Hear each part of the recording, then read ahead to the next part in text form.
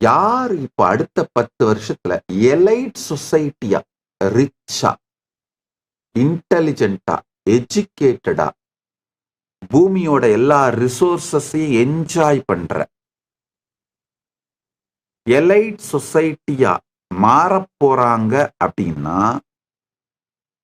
இந்த advanced daily AI companions use பண்றவங்க தான் மாறப் போறாங்க. அது 50% ஆஃப் த பாப்புலேஷனா இருக்கும். மீதி 50% பாப்புலேஷன் இந்த எலைட் சொசைட்டியை ஃபாலோ பண்றவங்களா இருப்பாங்க. அவ்வளவுதான். இப்ப அந்த காலத்துலலாம் ஒருத்தனை டிப்ரைவ் பண்ணணும்னா எஜுகேஷன் டிப்ரைவ் பண்றது, இல்ல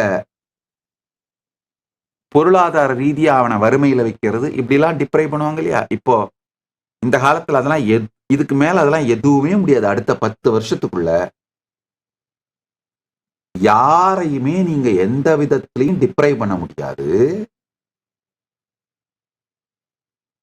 இந்த டெய்லி ஏஐ கம்பேனியன்ஸை யூஸ் பண்ணாம போறவங்க தன்னைத்தானே டிப்ரைவ் பண்ணிப்பாங்களே தவிர, டெய்லி ஏஐ கம்பேனியன்ஸை யூஸ் பண்றவங்க எல்லாருமே எலைட் சொசைட்டியா மாறப் போறாங்க. அது 50% ஆஃப் த பாப்புலேஷன் அப்படிதான் ஆக போகுதுங்க.